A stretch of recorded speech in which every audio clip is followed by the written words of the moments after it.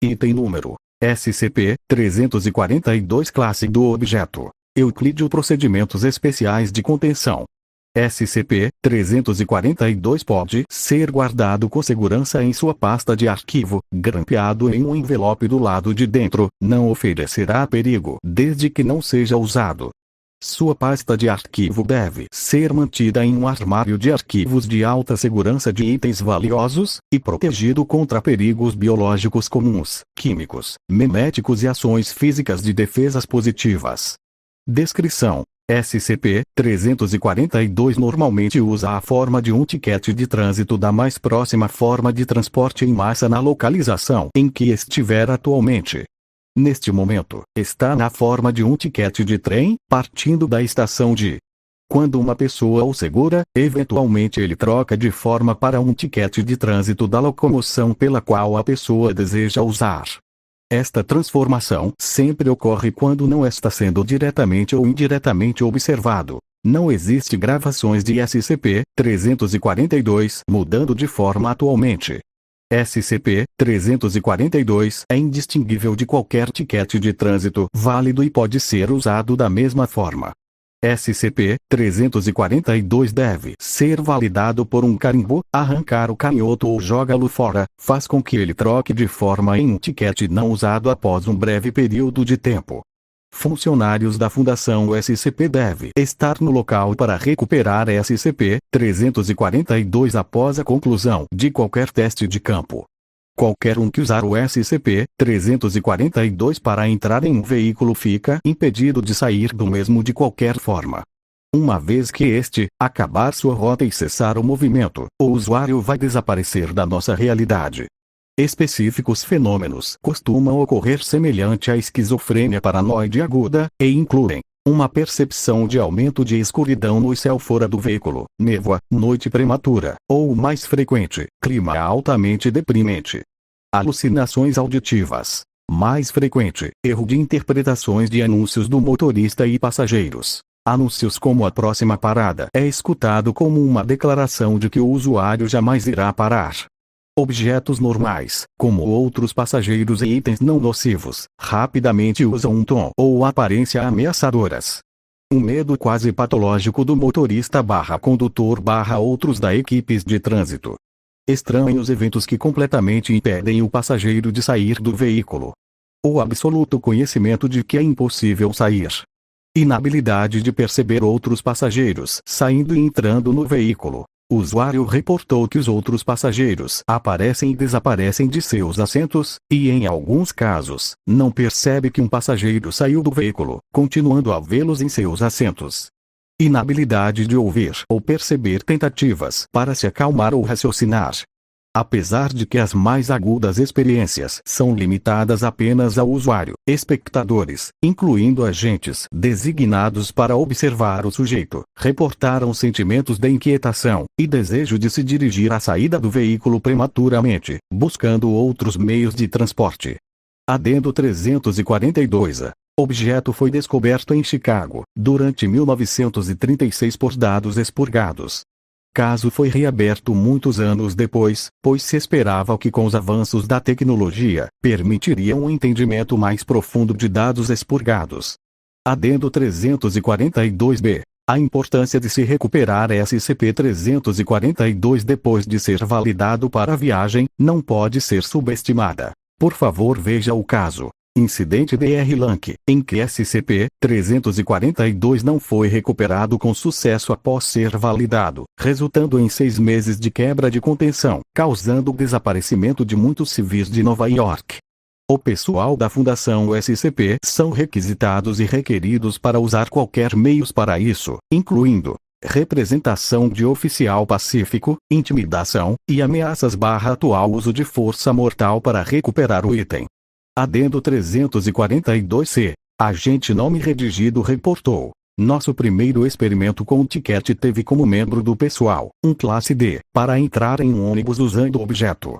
Nós estacionamos agentes em cada uma das paradas para observar seu comportamento sem realmente entrar no veículo, uma precaução em caso de todo mundo que entrar fosse afetado de alguma forma. Os velhos registros são meio vagos nesta parte. Muitas vezes ele simplesmente sentou em seu lugar, ou andou de um lado para o outro no corredor.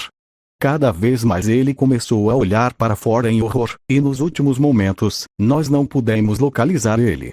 No ponto final, antes que o ônibus fosse estacionado à noite, nós o vimos batendo na janela, com uma expressão de súplica, gritando no rumo dos agentes por ajuda, e então foi puxado para trás. Uma estranha névoa preenchia muito do espaço atrás dele. Como nós não podemos tirar muitas conclusões deste evento, nós decidimos rastrear alguns dos passageiros e interrogá-los, na esperança de termos alguma luz do que aconteceu. Muitos estavam hesitantes em falar ou declararam que não notaram nada, dizendo que estavam preocupados com algo ou distraídos por doenças, dores ou sentimentos de mau presságio. Nós finalmente conseguimos alguma informação útil de 3 garotos, um de 15 anos caucasiano, e 2 de 16 anos, hispânico, que estava dirigindo o ônibus perto da frente em parte da viagem. Contaram que nossa cobaia tentou sair várias vezes, mas seus puxões no sino de parada foi sempre ignorado, e as portas pareciam fechar sempre que ele estava perto de sair. Ele podia correr e apenas não conseguir, ou andar certa distância e ser conduzido para trás novamente. Finalmente ele sentou bem na frente do ônibus, então ele poderia estar perto o suficiente para sair em tempo, mas cada chance que ele teve, havia muitos enxame de pessoas entrando ou saindo impedindo ele de sair.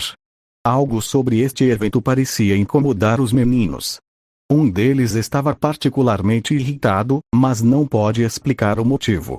Sobre efeito de hipnose, ele descreveu que para ele foi um momento de puro pavor. Teria visto algumas pessoas na multidão de passageiros empurrar o homem para trás, segurando sutilmente, puxando ou guiando ele, tudo enquanto olhavam para frente inocentemente, como se eles nem estivessem notando o que estavam fazendo. Finalmente, depois de gritar para o motorista que ele queria sair por bons 10 minutos, cujo tais o motorista ignorou, tirando o momento onde ele pediu ao sujeito para se sentar e ficar quieto. O homem voltou e se sentou em seu lugar, aparentemente desistindo em desespero. 2 dos meninos disseram que o homem aparentemente gritou e tropeçou no banco em medo quando o motorista virou para ele. O outro nem percebeu que os 2 estavam em conflito, o que mostra um comportamento contrário para seu costumeiro hábito de olhar avidamente brigas nos ônibus rudes do centro da cidade. Depois de voltar para o seu assento, os meninos disseram que eles prontamente esqueceram do sujeito, aparentemente porque ele não estava mais discutindo. O próximo momento em que eles viram ele, foi 3 assentos atrás, então 5, depois 7, mas em nenhum momento eles lembram de vê-lo se levantar de seu banco para se mover para trás. Foi tudo o que eles puderam nos falar, e parece ter custado muito para eles revelarem até mesmo isso. Em uma nota complementar, no fim de nossa sessão, o mais jovem dos 3 gritou, foi como se aquilo tivesse engolido ele no final. E prontamente teve que ser hospitalizado por psicose extrema.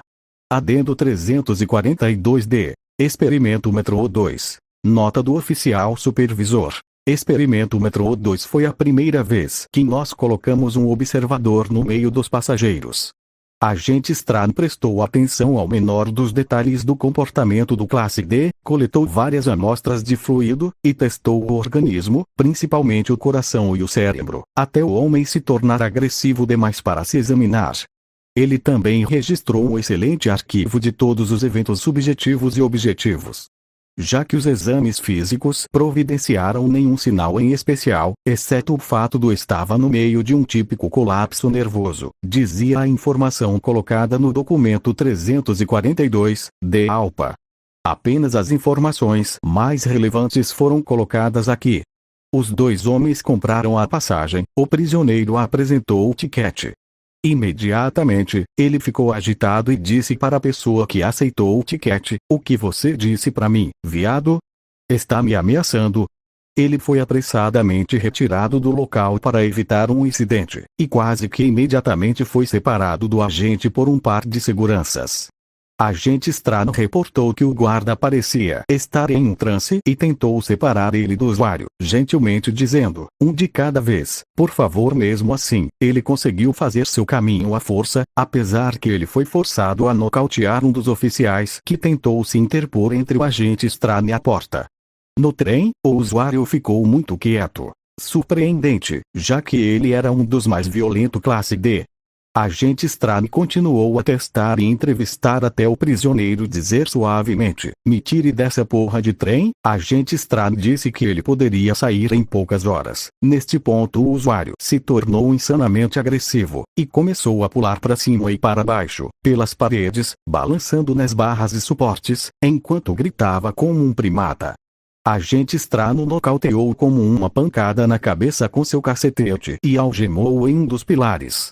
Para acalmar o medo dos civis, ele segurou um distintivo que dizia que ele era um marechal do US e voltou para suas análises.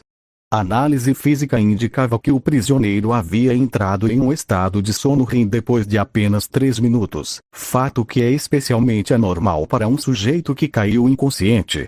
Depois do sujeito acordar, agente Strano decidiu abortar o experimento, e disse ao classe D que iria ajudá-lo a sair do metrô o mais cedo possível, se ele cooperasse. O segurando firme, eles tentaram sair, mas foram prevenidos de o fazer, pela multidão. Agente Strano tentou sair uma segunda vez na próxima parada, tomando a precaução de segurar seu distintivo e ordenar a todos os passageiros para se manterem em seus assentos. Nada menos, ele foi prevenido de sair do veículo pela multidão que entrou no trem. Agente Strano reportou que o prisioneiro quase foi levado para longe dele. Estava impossível determinar por qualquer meio, mas ele alega que as mãos que puxava ele de volta não pertenciam a nenhum passageiro. Fortunavelmente, agente Strano se algemou com o sujeito, e conseguiu manter contato com o classe D, embora sua tentativa de fuga do trem não teve sucesso. Agora, em um estado de pânico, o prisioneiro se apegou ao agente como uma criança assustada tão forte que Strano teve marcas de arranhões em seu peito e braços por dias, e gritou muitas vezes que as algemas estavam escorregando. No caos, o distintivo do agente Strano foi derrubado de sua mão e ele sofreu uma pancada no lado de sua cabeça. Durante a corrida para a terceira parada, agente Strano, em uma maneira extremamente agressiva, interrogou os novos passageiros para encontrar quem havia batido nele. Ninguém pode dar a ele dicas ou pistas, e muitos ficavam histéricos mesmo a perguntas ou toque. Uma mulher começou a lamentar quando o agente Strano segurou seus ombros, apesar de que logo depois ela ficou em silêncio quando ele começou a chacoalhar ela vigorosamente. Câmeras de segurança gravaram o agente Strano arremessando um passageiro masculino para o chão e atacando o outro no rosto, enquanto o classe D agarrou chorando sua perna. Dado as extraordinárias circunstâncias, o Conselho de Inquéritos escolheu não reprimi-lo por sua falta de controle. Agente Strano fez uma terceira tentativa para tirar o prisioneiro do trem, escolhendo fazer uma aproximação coordenada. Usando seu rádio, ele comunicou-se com os agentes na próxima parada, apesar da dificuldade na comunicação, devido a interferências estáticas. Estranhamente, ambos os lados disseram ouvir uma pessoa falando em uma voz quieta e baixa, como uma criança assustada, apesar de que ambos reportaram que eles estavam usando um volume alto para vozes, para ouvir mesmo com estântica ao fundo. Foi aqui que o prisioneiro começou a bater na porta, gritando para sair do veículo. Agente Strano, apesar de simpatizar, alertou ao usuário que iria sedá-lo se ele continuasse. Isso parece ter desanimado o prisioneiro mais do que qualquer coisa. De acordo com agente Strano, ele mencionou, não, é assim que começa. Uma solitária viagem escura para partes desconhecidas do país. Viajantes e vagabundos. Os desapegados. Eles poderiam cair no sono, com uma garrafa de bebida e ó Deus, quando eles acordarem, eles ainda vão estar viajando. Ainda indo. Você não entende? Eles vão acordar mesmo depois de dormir por horas, ainda vão estar indo, quem vai saber para onde? Ele então declarou sua intenção de cooperar e se enrolou em uma posição fetal, balançando devagar. Na próxima parada, agentes McBurney, Sinoluri, Smith e Jacobs, acompanhados por Dr. Guster, o cabeça do projeto, subiram no metrô e começaram a forçar passagem pela multidão de pessoas em direção a agente estranho sujeito. Apesar dos esforços para intimidar a multidão, o progresso foi difícil, até agente estranho disparar sua arma no teto e ameaçar o uso de força letal. Todos